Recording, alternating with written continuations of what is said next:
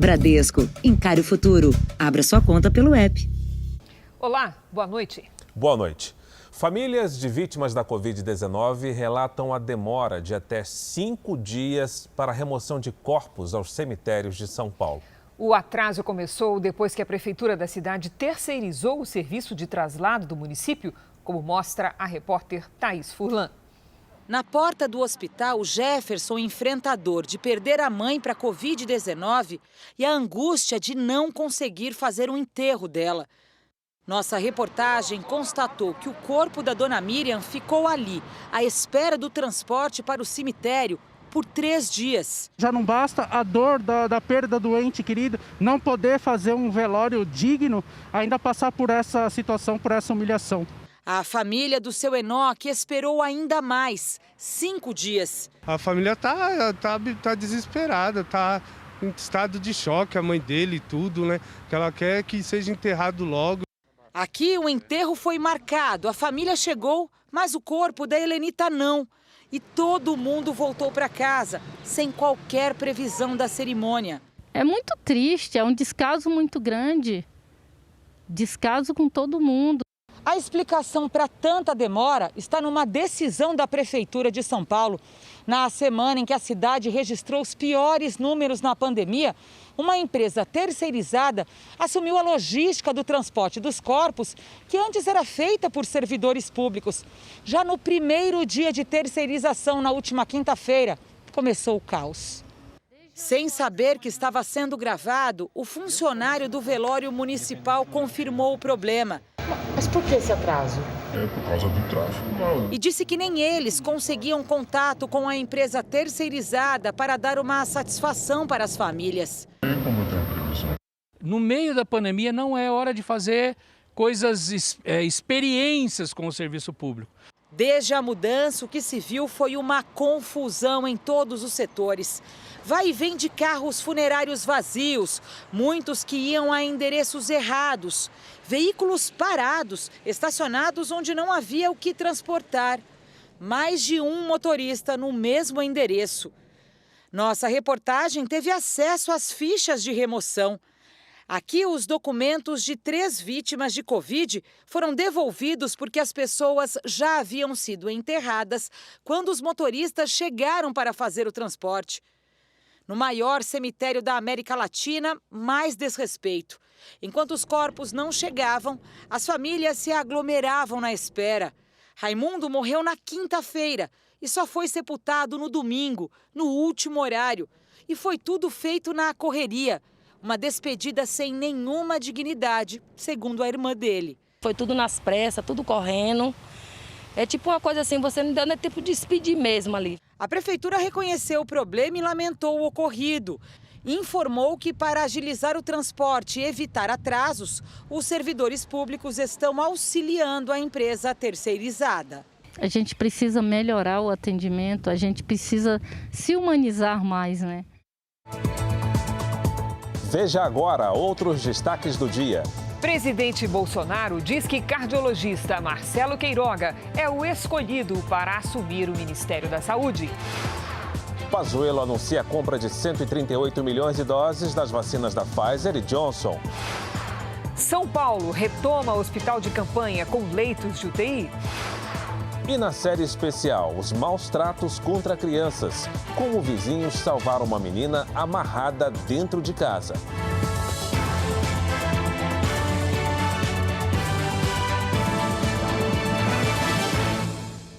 Oferecimento Next, o banco digital que faz acontecer.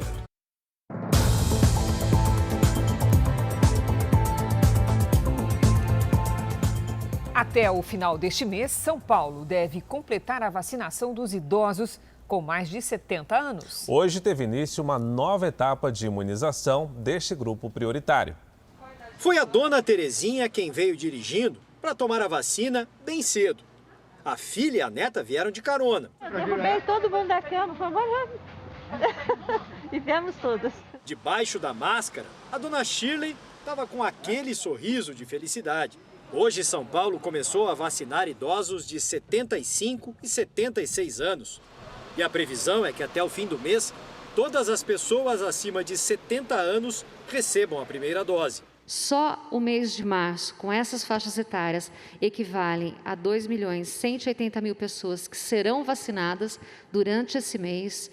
Isso traz uma grande esperança. Quem é vacinado já começa a fazer planos. Primeira coisa, ver a família. Não vejo ninguém há um ano. Já quero ir na praia. E não dá porque só dentro de casa. A gente vai ficando pirada. Para quem está enfrentando o isolamento há tanto tempo, evitando contato com filhos, com netos, tomar a vacina é encontrar o caminho para se sentir livre novamente. Mas mesmo depois de receber o imunizante, ainda é preciso conter a ansiedade, esperar a hora certa de voltar à rotina de antes da pandemia. Este infectologista lembra que as vacinas não protegem imediatamente. Explica que a Coronavac imuniza de 2 a 4 semanas depois da segunda dose e que a vacina de Oxford tem efeito 4 semanas depois da primeira dose. Por isso é preciso manter os mesmos cuidados no início e depois desses prazos ainda não se expor muito, enquanto a maioria da população não estiver vacinada. O que a gente recomenda é que as pessoas continuem usando máscara, evitem locais com aglomeração, principalmente esses grupos de risco, né? Para diminuir o risco tanto de adquirir a doença, mesmo vacinado, e principalmente de transmitir para outras pessoas, né? A dona Elza e o seu João têm saudade de tudo que faziam antes da pandemia. Eu estou sentindo falta da presença da minha família, dos meus filhos, dos meus irmãos, dos meus sobrinhos. Faz 3 semanas que eles receberam a vacina.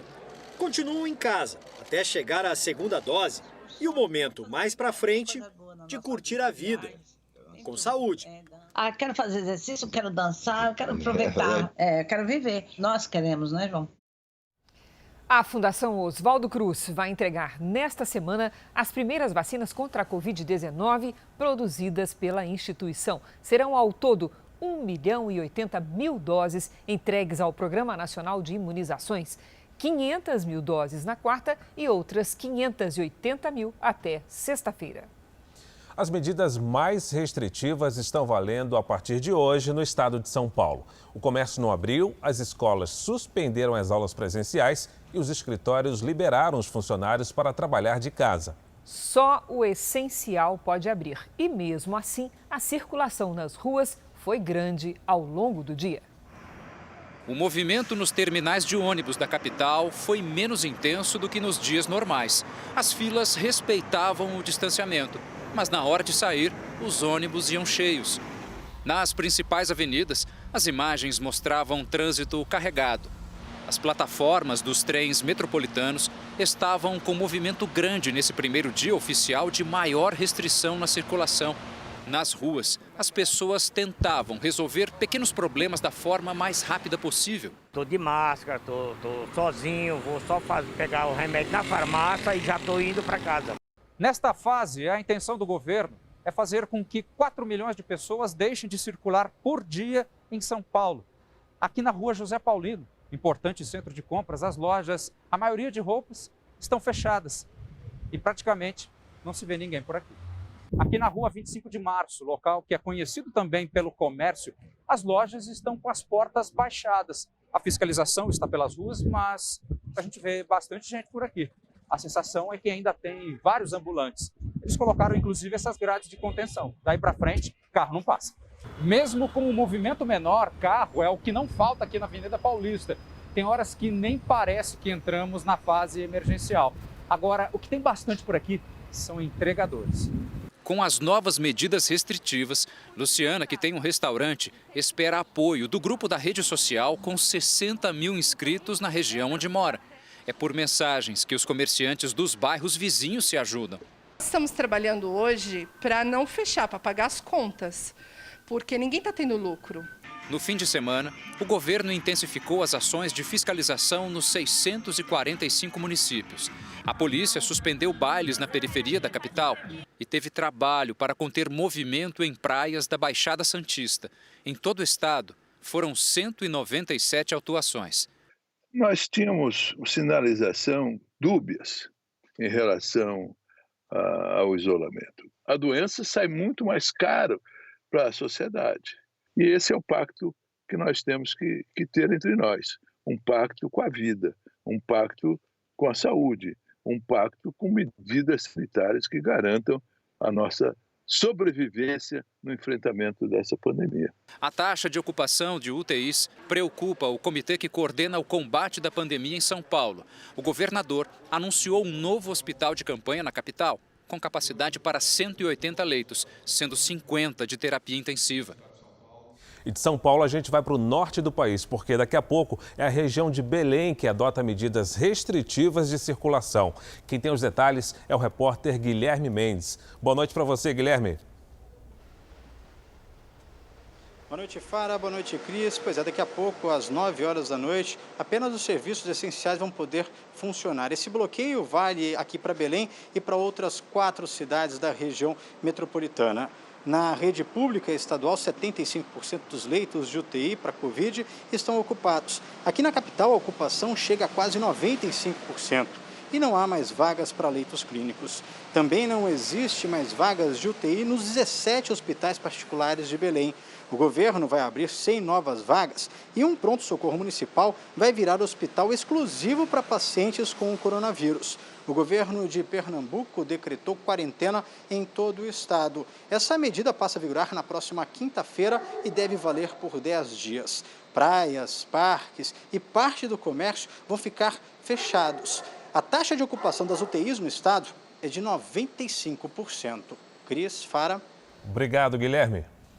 Já no Rio Grande do Sul, o estado entrou na 3ª semana seguida com hospitais lotados. E na capital Porto Alegre, as UTIs atingiram níveis alarmantes de ocupação. Filas no plantão do cartório para registrar certidões de óbito. Gente aglomerada, fazendo festa em lanchas no Guaíba. 2 registros feitos em menos de 24 horas em um estado com o sistema de saúde superlotado e com um novo recorde de mortes pela Covid-19.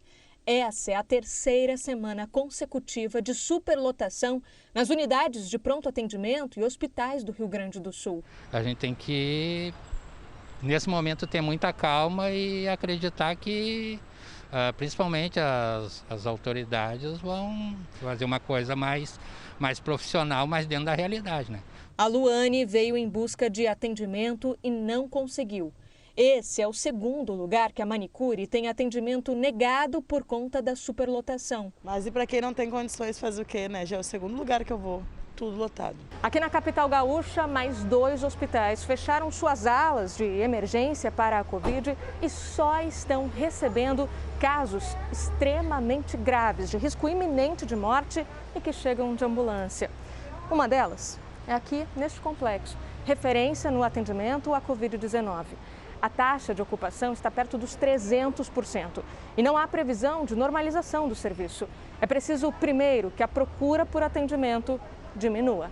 O diretor médico do complexo afirma que a medida foi necessária para tentar atender quem está na fila por um leito. Infelizmente, é essa a situação que nós comentávamos já na semana passada, da necessidade, muitas vezes, de escolhas para ver quais os que vão primeiro para a UTI. Enquanto a onda de contaminação continua na pior fase, por determinação judicial, o local de registro de óbitos foi transferido para outro cartório da capital gaúcha, com uma estrutura maior para reduzir as filas.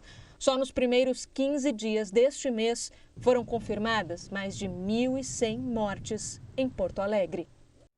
A situação também é muito grave no Paraná. O estado endureceu as restrições de circulação em várias cidades. Em Curitiba, segunda-feira foi de comércio fechado. Desde o fim de semana, a prefeitura decretou o bloqueio total das atividades e só itens essenciais podem ser vendidos. Muitos supermercados foram obrigados a fechar setores que vendem itens como eletrodomésticos e pneus. A intenção da prefeitura da capital agora é convencer as cidades da região metropolitana a fazer o mesmo. A maioria dos prefeitos se mostrou solidária, alguns já se comprometeram a seguir integralmente o decreto de Curitiba. Os municípios do litoral do Paraná criaram barreiras e estão impedindo a entrada de turistas. Foz do Iguaçu, na fronteira com o Paraguai e a Argentina, também reforçou os cuidados na entrada de estrangeiros. Os paraguaios só podem entrar no Brasil se apresentarem testes que apontem resultado negativo para a Covid-19.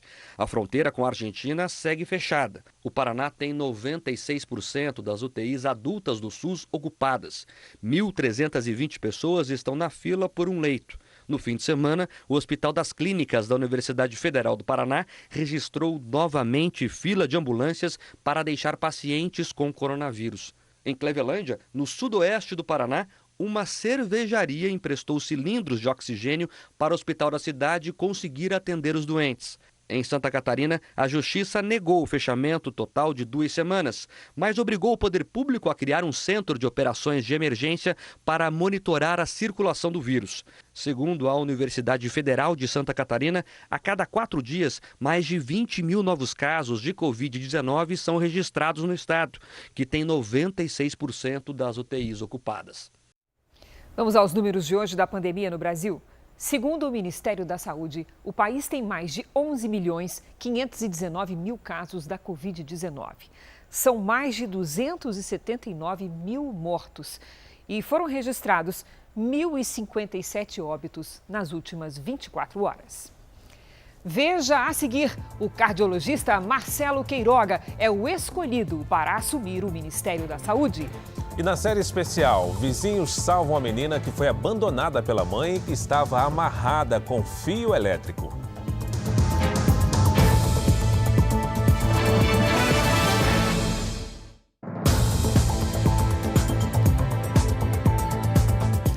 Vamos ao vivo a Brasília com o repórter Tiago Nolasco, que tem mais informações sobre a escolha do novo ministro da Saúde. Boa noite, Tiago. Oi, Cris. Boa noite para você, para o Fara e para todos. Eu confirmei a informação em uma conversa com o presidente Jair Bolsonaro. Bolsonaro disse, abre aspas, que já conhecia o médico e que ele é um profissional qualificado. A decisão foi tomada depois de uma reunião aqui no Palácio do Planalto, que demorou 3 horas e ficou definido que Marcelo Queiroga vai assumir o Ministério da Saúde. Será o 4º ministro da pasta do governo do presidente Jair Bolsonaro. O senador Ciro Nogueira, presidente do PP, também participou de uma parte dessa reunião aqui no Palácio do Planalto. Marcelo Queiroga tem 55 anos, é paraibano e presidente da Sociedade Brasileira de Cardiologia. Ele terá como principal desafio combater a pandemia de coronavírus. E agora há pouco, com apoiadores, na porta do Palácio do Alvorada, o presidente Jair Bolsonaro disse que a nomeação de Queiroga vai sair no Diário Oficial da União de amanhã e que a transição no Ministério da Saúde deve demorar cerca de 2 semanas. Essa informação você viu primeiro no r7.com, em primeira mão. De Brasília, Tiago Nolasco. Obrigada, Tiago. Antes do presidente Jair Bolsonaro escolher o médico Marcelo Queiroga, ele se reuniu com a cardiologista Ludmila Rajar. Na saída do Palácio do Alvorada, o presidente Jair Bolsonaro, em conversa com apoiadores, não comentou a possível mudança de comando no Ministério da Saúde, que seria a 4ª desde o início do governo. O presidente falou sobre a alta no preço dos alimentos. A política do fica em casa, feche tudo e destruir milhões de empregos, a consequência está aí. Tá certo? Está aí. Imagine se o homem do campo tivesse ficado em casa, não teria alimento para ninguém. Agora, todo mundo é responsável. Agora, quem é que está com essa política excessiva do fica em casa? Não sou eu. O presidente começou o dia tratando de mudanças no comando do Ministério da Saúde. Bolsonaro se encontrou 2 vezes, ontem e hoje, com a cardiologista Ludmila Rajar. A médica afirmou ter recusado o convite para assumir a pasta por divergências técnicas. Já o ministro das Comunicações, Fábio Faria, disse que não foi feito convite para a médica assumir o cargo. A atuação do general no combate à pandemia e à frente do ministério vinha sendo muito criticada desde o início do ano, por problemas no abastecimento de oxigênio, dificuldades na compra de vacinas e por causa do aumento do número de mortes provocadas pela Covid-19 no país. Muita pressão política também estava sendo feita por partidos do chamado Centrão. Eduardo Pazuello negou que tenha pedido para deixar a função. Nós estamos trabalhando focados na missão. Quando o presidente tomar a sua decisão, faremos uma transição correta como humano figurino. Um estudo concluiu que durante a pandemia, consumidores endividados se enrolaram ainda mais com as contas e passaram a ser mais cobrados pelos credores. Eles são classificados como superendividados. São aqueles que não conseguem pagar nem pelos serviços básicos do dia a dia. Mãe divorciada, salário líquido abaixo de R$1.000 e contas que não cabem no orçamento. Neide sofre cada vez mais com os boletos vencidos. Luz a senhora consegue pagar? Não. Internet? Nem pensar. Conta do cartão de crédito? Está em dívida tem mais de 8 meses. Esse é um exemplo do que os especialistas chamam de superendividados. Isso acontece quando a pessoa já acumula tantos débitos que não consegue pagar sequer as despesas básicas do dia a dia, como transporte e aluguel. O perfil do brasileiro nessas condições é de classe média baixa e com pelo menos 40% da renda comprometida para dívidas. Um estudo feito com 500 pessoas nas cidades de São Paulo e Rio de Janeiro mostra que 17% estão superendividadas, 37% têm ao menos uma dívida com atraso e de cada 10 pessoas com débitos, 9 sentem que as cobranças ficaram mais intensas desde o início da pandemia. Com o superendividamento todo mundo perde, não é? O superendividado ele tem dívidas tanto com o comércio de bens e serviços que ele comprou e contratou e que ele não vai conseguir pagar, vai provocar, portanto, um prejuízo nesse comerciante, que no limite, se tiver muita inadimplência, pode até ir à falência, e também junto às instituições financeiras que emprestaram esse dinheiro. Mais do que o temor de que cortem a luz a qualquer momento, Neide se sente envergonhada justamente por ser uma super endividada. É chato você falar, olha, seu nome vai para protesto, se você não quitar a sua dívida, a gente quer fazer isso. É o meu interesse, é do meu interesse, só não consigo. O superendividamento atinge hoje milhões de brasileiros. E o que fazer quando o orçamento diminui, mas as contas não param de chegar? Quem tem algumas sugestões para nós, é claro, é a Patrícia Lages. Boa noite, Patrícia. O que fazer, amiga? Boa noite, Cris, e boa noite para você de casa. A gente vai ver aqui algumas opções. Primeiro, reúna todas as dívidas que você tem e analise as consequências do não pagamento de cada uma. As contas de luz, por exemplo, a consequência grave é o corte no fornecimento. Então, quem tem contas atrasadas não deve esperar a consequência, mas sim solicitar o parcelamento na companhia de energia. Sempre procure negociar as dívidas diretamente com o credor, em vez de usar, por exemplo, o limite da conta, o cartão de crédito ou fazer um empréstimo grande para pagar tudo de uma vez. Isso não resolve a longo prazo e ainda traz mais juros para o seu orçamento.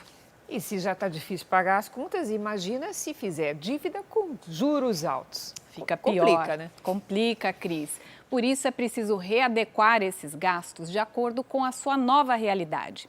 Tentar manter o mesmo padrão com um orçamento menor é arriscar o futuro, porque compromete lá um dinheiro que a pessoa nem recebeu. Por isso é importante reduzir o consumo para garantir o necessário e talvez até adiar alguns planos enquanto as contas se reequilibram. Com tudo sob controle, uma opção são os feirões limpa-nome, que oferecem descontos para vários tipos de dívidas, que podem ser pagas à vista ou até mesmo parceladas. É importante que você veja aí como fazer para você pagar as suas dívidas e negociar. E tem dicas lá nas redes sociais do Jornal da Record. Cris. Obrigada, Patrícia. Veja a seguir. Governo confirma a compra de 136 milhões de doses da vacina Pfizer e também da Janssen.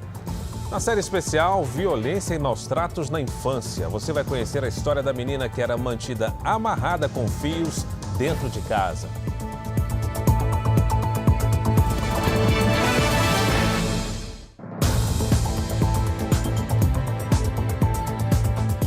O Jornal da Record está de volta e vai mostrar cenas impressionantes. Um flagrante de lotação e desrespeito em uma maternidade em Recife. As imagens mostram grávidas e recém-nascidos espalhados em macas pelos corredores do Hospital Agamenon Magalhães. Acompanhantes, médicos e enfermeiros não têm espaço nem para circular entre as pacientes, que são atendidas de forma improvisada, muitas vezes com a ajuda de familiares. A direção reconhece a grande demanda e diz que a culpa é da diminuição de atendimento em outras unidades por conta da pandemia do coronavírus. Hoje, o hospital realiza mais de 350 partos todo mês. No Rio de Janeiro, o atacante Gabigol se apresentou com o elenco do Flamengo hoje no Ninho do Urubu.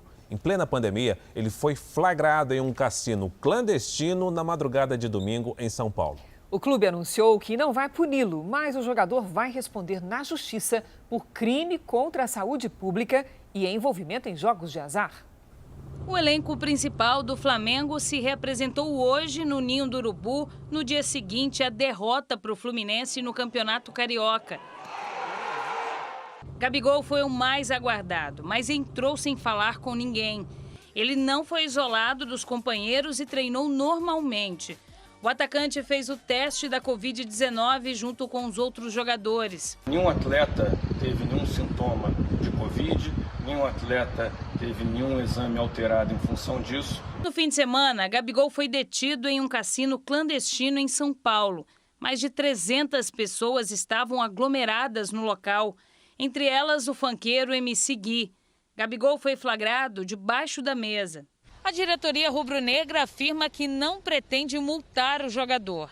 Diz que Gabigol estava de férias e que por isso o assunto faz parte da vida pessoal dele. O Flamengo garante ainda que o que aconteceu não viola o contrato do atacante com o clube. Gabigol assinou na delegacia um termo onde se compromete a não participar de outras aglomerações. Ele falou que foi convidado por amigos e que não sabia o que era. Era um cassino, foi jantar, alguma coisa assim nesse sentido. Mas lembrando também que restaurantes estão fechados, você não pode sair para jantar, né? O jogador disse que não vai mais se pronunciar sobre o assunto. O cantor MC Gui, por meio da assessoria de imprensa, declarou que o local era, na verdade, uma casa de pôquer e que também não vai se pronunciar mais sobre o ocorrido.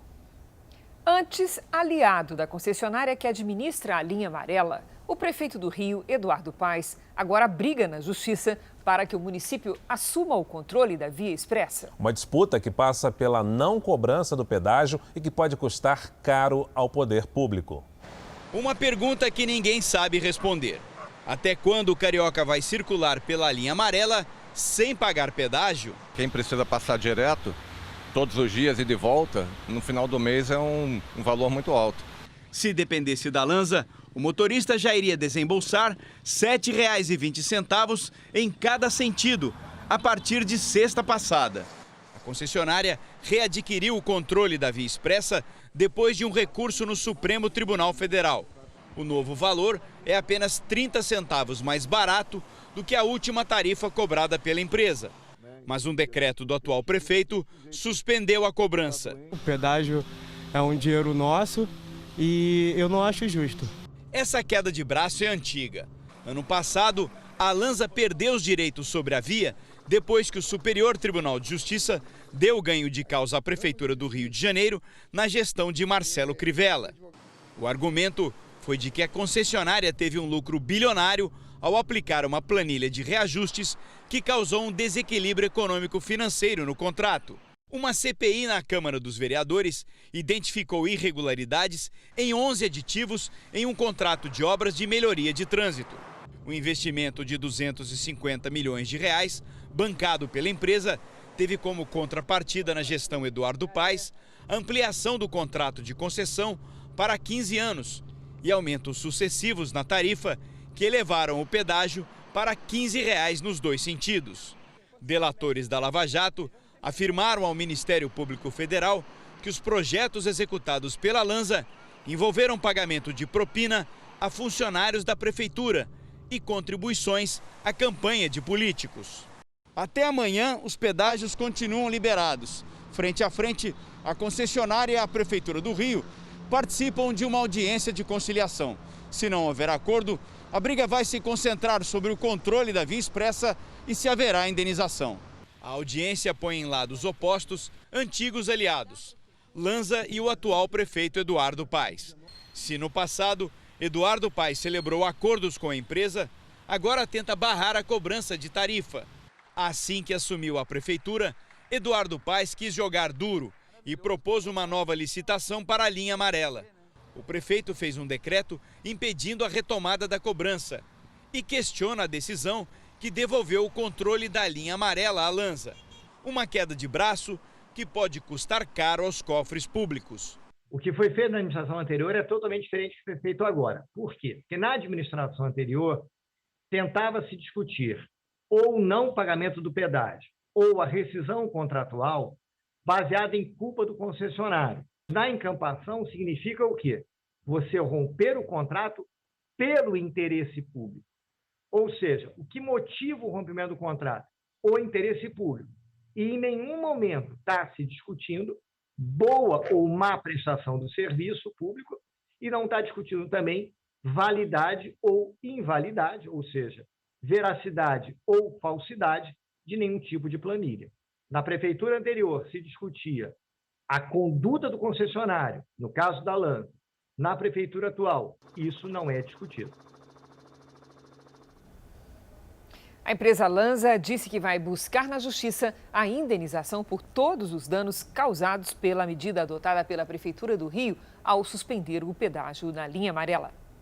Ainda no Rio, a polícia prendeu um traficante foragido desde 2014. Ele circulava pela cidade com um motorista de aplicativo que usava identidade falsa e tinha até o apoio de batedores.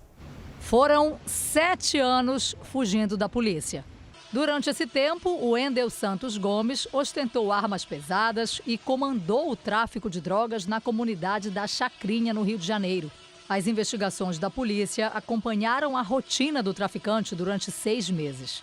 Ele foi abordado por policiais dentro deste carro enquanto voltava para casa. De acordo com a polícia, o Wendel se deslocava pela cidade usando carros de aplicativos e nunca avisava ninguém para onde estava indo. Ele também tinha batedores que alertavam sobre a localização de carros de policiais ao longo do trajeto. Um dos motoristas cadastrados prestava serviço para o traficante e também foi preso. O Wendel usava documentos falsos e a polícia encontrou uma arma com a numeração raspada dentro do carro. O criminoso vai responder por tráfico, associação para o tráfico e porte de arma de fogo. O motorista também será acusado por associação ao tráfico e porte compartilhado de arma. Uma prisão simbólica que manda um recado para a criminalidade no sentido de que não existe escapatória, as pessoas são presas, gera uma certa desestabilização na organização criminosa e isso favorece as nossas investigações e novas investidas no local de forma estratégica. Fiéis da Igreja Universal se reuniram hoje em frente a diversos templos em Angola. Eles protestam contra a perseguição religiosa e pedem o fim das invasões aos templos no país africano. As manifestações aconteceram na capital Luanda e arredores. Com cantos e orações, os fiéis formaram cordões humanos para afastar os invasores. Também pediram a restituição dos templos, o fim da violência e das perseguições aos religiosos brasileiros no país. A crise começou há mais de um ano quando um grupo de ex-pastores, expulsos da igreja por atos imorais e ilegais, passou a invadir as igrejas. Aqui ninguém mais entra. Religiosos brasileiros foram agredidos e tiveram até as casas saqueadas e ocupadas. No fim de semana, cerca de 100 fiéis e religiosos da Universal foram presos tentando retomar o controle das igrejas invadidas. Em outro episódio, os fiéis conseguiram expulsar um grupo de invasores que tentava entrar no condomínio onde moram bispos e pastores brasileiros. Vamos agora com a opinião de Augusto Nunes. Boa noite, Augusto. Boa noite, Cris. Boa noite, Fara. Boa noite a você que nos acompanha. Imagine-se que a quase totalidade dos integrantes de uma instituição decida, por unanimidade, expulsar alguns rebelados que violaram normas internas.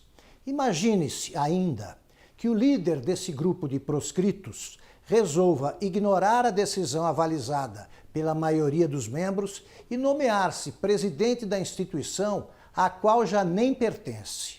Imagine-se, enfim, que o governo, possivelmente iludido pelos rebelados, encare com aparente complacência os ataques promovidos pelo bando, pois essa inverossímil sequência de absurdos resume o drama vivido em Angola pelos pastores, obreiros, funcionários e fiéis da Igreja Universal do Reino de Deus. Angola precisa mostrar ao mundo se optou pela democracia ou por um regime ditatorial. Para que a primeira opção prevaleça, devem ser restabelecidas a segurança jurídica e a liberdade religiosa.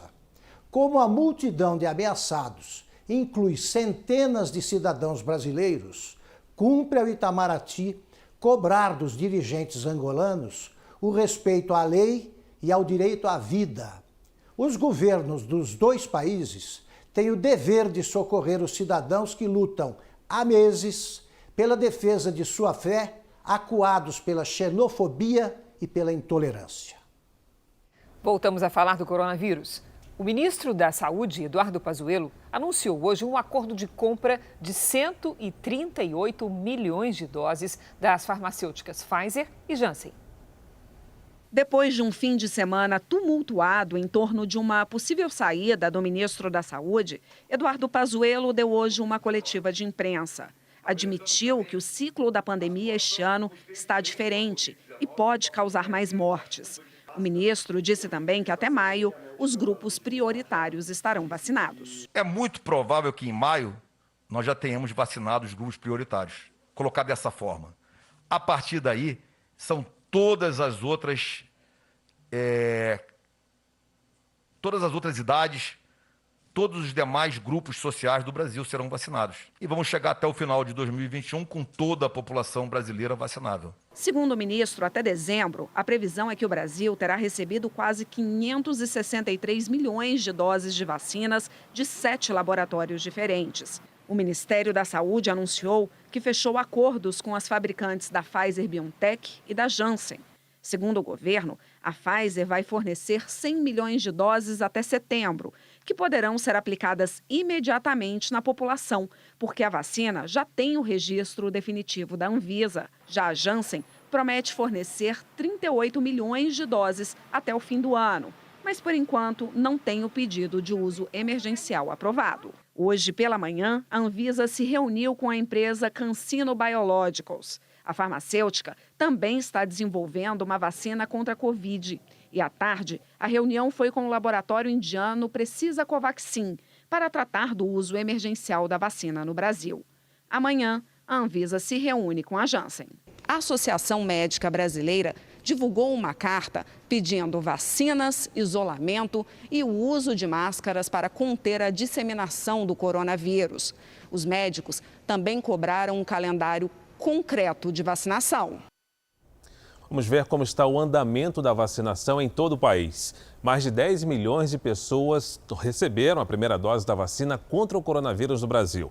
A segunda dose foi aplicada em 3.650.000 pessoas. Em São Paulo, onde a ocupação das UTIs passa de 88%, foram aplicadas 2.888.000 doses. Isso representa 6,24% dos paulistas vacinados.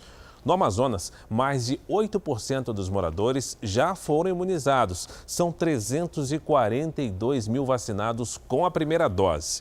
No Centro-Oeste, Mato Grosso do Sul, que viu as internações dispararem na última semana, aplicou 153 mil vacinas. A imunização alcançou pouco mais de 5,4% dos moradores. No Nordeste, Alagoas, que vem registrando um aumento no número diário de mortes por Covid-19, vacinou 3,29% da população. Foram aplicadas 110 mil doses de vacinas. No portal r7.com, você pode acompanhar a situação de todos os estados no mapa interativo. No noticiário internacional sobre a pandemia, a distribuição da vacina Oxford AstraZeneca foi suspensa em 11 países da Europa. E a terceira onda da pandemia levou a Itália, mais uma vez, ao confinamento.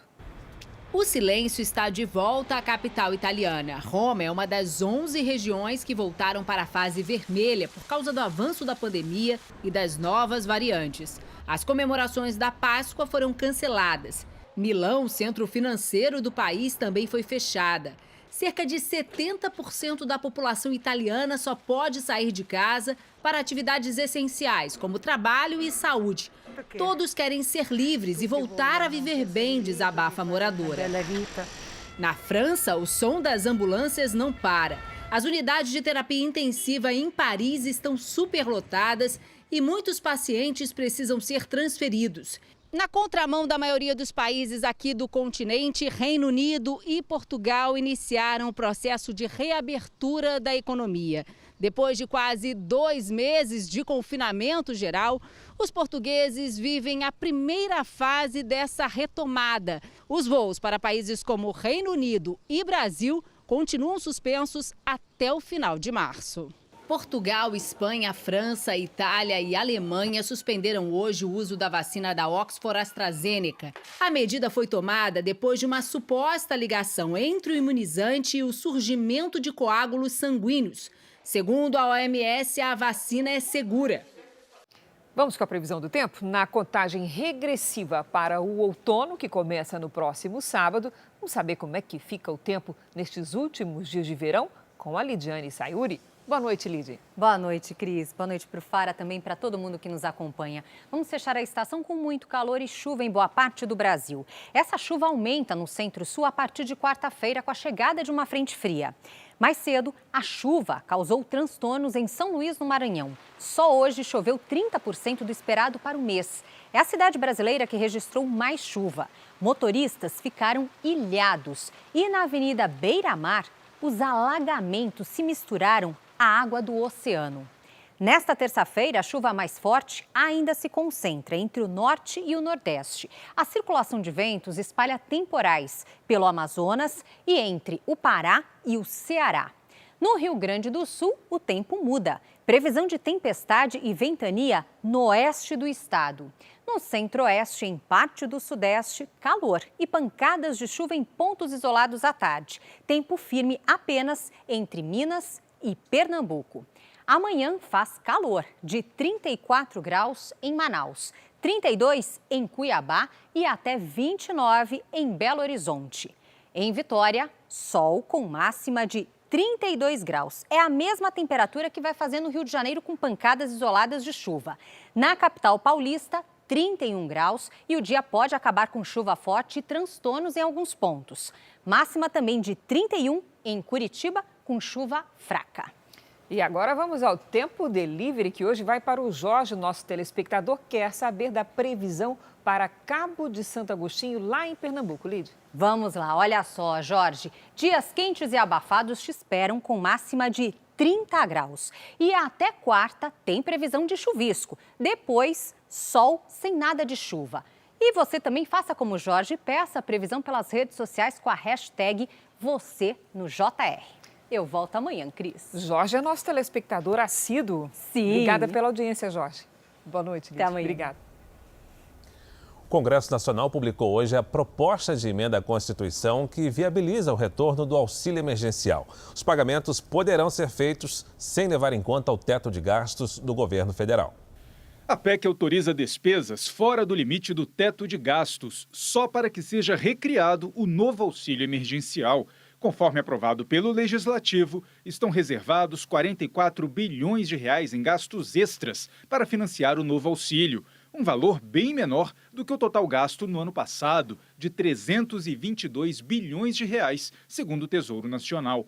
Os presidentes da Câmara e do Senado comemoraram a promulgação da PEC emergencial. Todo o trabalho da política, do Congresso Nacional, do Poder Executivo, para que esse momento de muita angústia na pandemia seja ultrapassado com o mínimo de assistência possível para aquelas pessoas que mais precisam. É uma emenda constitucional necessária que mescla a sensibilidade social de permitir que nesse ambiente de calamidade, de profunda tristeza nacional, possa o Estado estar presente na vida das pessoas com a instituição de um auxílio emergencial. Mas, ao mesmo tempo, aquilo que disse no meu pronunciamento agora há pouco na sessão solene, com responsabilidade fiscal. Para ter o dinheiro nas mãos, as pessoas ainda vão ter de esperar a edição de uma medida provisória pelo governo federal.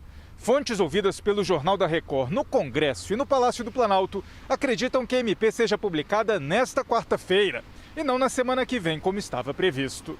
O que ainda está em discussão na equipe econômica é o valor e a quantidade de parcelas. Com os recursos disponíveis, a ideia inicial é pagar 4 parcelas de, no mínimo, R$ 175 para homens que vivem sozinhos, até no máximo R$ 375 para mulheres chefes de família. A maioria deve receber R$ 250 por mês. A PEC promulgada impõe regras mais rígidas para o controle fiscal e de despesas com pessoal, além de reduzir incentivos tributários. A balança comercial brasileira registrou um superávit na segunda semana de março. A diferença entre exportações e importações no período deixou um saldo positivo de 719 milhões de dólares, puxado pela exportação de minérios. No ano, o acumulado é de 374 milhões de dólares. Essas informações são do Ministério da Economia. O real começou a semana em desvalorização. A moeda brasileira teve o pior desempenho global hoje, com o mercado de olho em possíveis mudanças no governo por causa da pandemia. Nem a intervenção do Banco Central, que vendeu mais de 1,5 bilhão de dólares, impediu a queda do real de mais de 1,4%. O dólar fechou o dia em R$ 5,63. Um homem foi preso no Distrito Federal suspeito de espancar e trancar o filho de 6 anos numa jaula. A criança estava presa numa estrutura de ferro montada na caçamba de uma caminhonete na cidade estrutural, em Brasília. Após uma denúncia anônima, o garoto foi encontrado pelos policiais com sinais de espancamento. O que aconteceu? Meu pai bateu em mim. Deixa eu ver, tio, o que ele fez em você? Bateu com chicote. O pai do menino foi preso em flagrante e será investigado por lesão corporal e violência doméstica. Um cabo para carregar celular e um cinto de segurança foram apreendidos. Esses objetos, segundo a polícia, foram usados na agressão. A criança foi levada ao Instituto Médico Legal e depois entregue à mãe. E durante essa semana, a série do Jornal da Record vai tratar justamente desse assunto. Números do Ministério dos Direitos Humanos revelam que, em plena pandemia, a cada 10 minutos, uma criança ou um adolescente sofre algum tipo de violência no país. E na reportagem de hoje, você vai conhecer a história da menina de 2 anos que foi resgatada pela polícia depois da denúncia de vizinhos.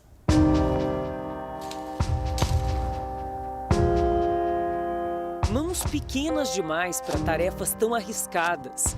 Em casas de farinha, matadouros ilegais, carvoarias escondidas e camufladas no meio da mata, nos confins do Brasil.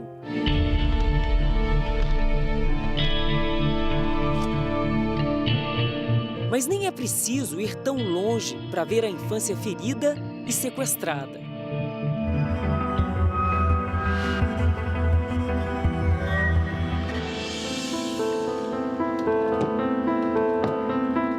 Crianças privadas de todo tipo de direito e liberdade, trancafiadas como bichos. Esse menino de apenas 3 anos passou meses longe dos olhos da sociedade, até ser encontrado assim em São Paulo, tão acostumado com a pequena casa de meio barril que não chora, não reclama, não reage. O número de casos é realmente aviltante, um caso já seria muito, mas é impressionante que isso aconteça com tanta frequência. Então a gente, infelizmente, ainda não consegue assegurar para as crianças o direito mais elementar de todos, que é o direito à vida. Ainda que fossem pais e mães que não tratassem adequadamente a criança, é o vínculo mais profundo que o ser humano tem com pai e mãe biológicos. E a gente tem que decidir que aquela criança nunca mais vai ver seus pais, seu pai e sua mãe, e que pai e mãe nunca mais vão ver aquela criança. É uma decisão muito grave para se tomar. Isso não pode ser uma decisão tomada de qualquer jeito.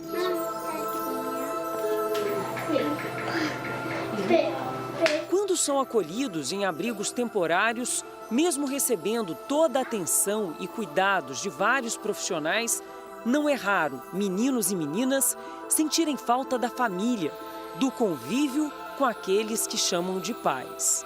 E sua filha? Oi, tudo bem, você? Quero a minha mãe, tia, eu tô com saudade, eu não quero ficar aqui. Né? Então, assim, por mais que hoje a gente oferte um ambiente familiar diferente do que eles estavam acostumados, a única referência era aquele ambiente. Então, eles não entendem que aquele ambiente era totalmente disfuncional.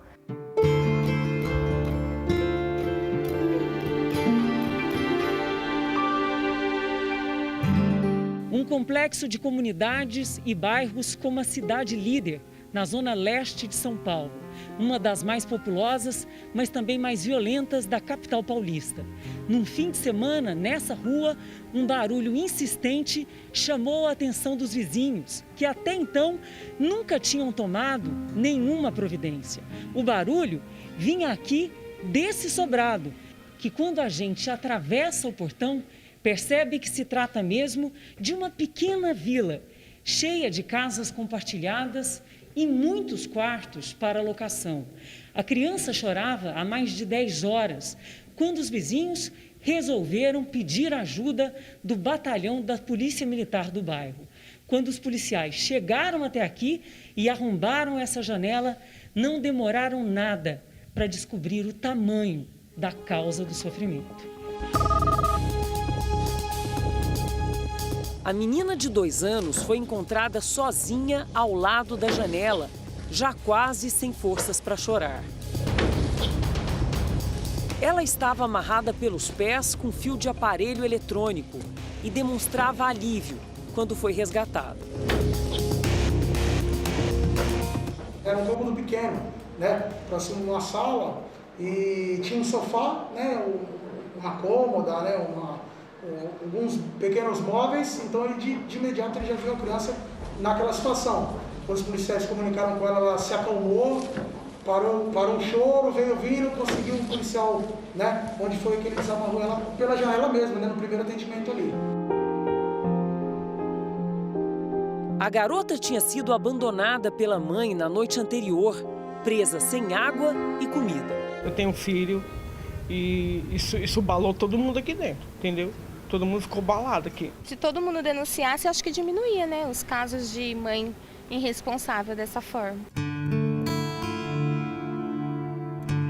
A menina, que apresentava queimaduras de cigarro espalhadas pelo corpo, foi levada ao hospital. A mãe só foi encontrada horas depois e conduzida à delegacia da mulher. Ela vai responder por sequestro, cárcere privado e maus tratos. O caso está sendo acompanhado pelo Conselho Tutelar. Por enquanto, a criança está sob os cuidados da avó. Na residência que as pessoas estão mais vulneráveis aos seus agressores, porque os agressores são, em sua maioria, pessoas próximas da vítima. Tem algum grau, algum vínculo de parentesco. E isso facilita o cometimento do crime, né, dentro da residência.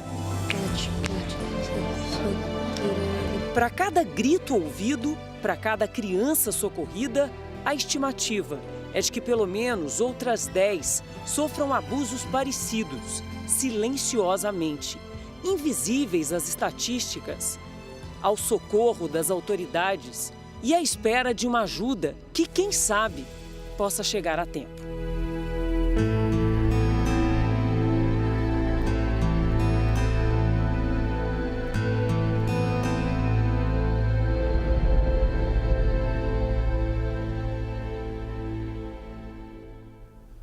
Você pode ajudar a proteger nossas crianças. A violência contra menores e adolescentes pode ser denunciada. É só discar 100. Não é preciso se identificar. O Jornal da Record termina aqui. A edição de hoje na íntegra e também a nossa versão em podcast estão no Play Plus e em todas as nossas plataformas digitais. E à 00:30 tem mais Jornal da Record. Fique agora com a novela Gênesis. A gente se vê amanhã. Até lá.